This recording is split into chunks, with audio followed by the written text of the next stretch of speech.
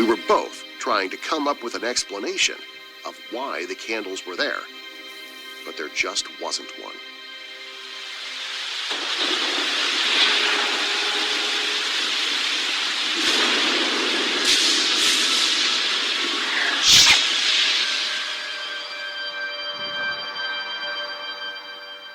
The first house we lived in was alive with spirits. My parents didn't like to mention it, but it was. I was probably 4 at the time when I first noticed it. We were having a family reunion at our house and had the whole family over. Lots of food, lots of play, and lots of fun to be had with my cousins. I remember being tired and wanting to go to sleep just when the sun went down, so I went to my room and fell asleep. The party was still going on downstairs. I woke up to someone knocking at my window, but it wasn't a polite knock. It was like pounding with urgency.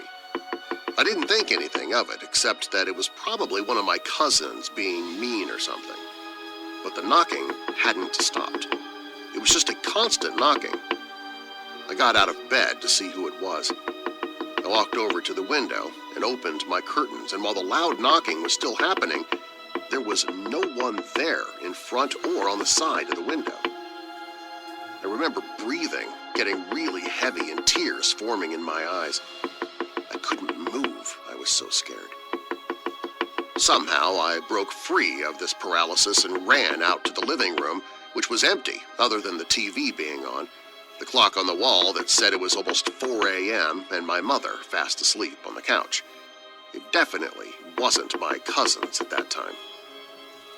Another encounter took place around the same period.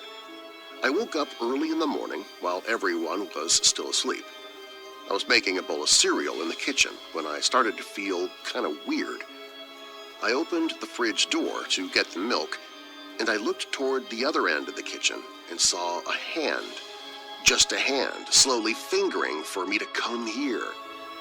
I did, right away as a matter of fact, thinking it was my dad, but when I turned the corner, no one was around. They were all sleeping still.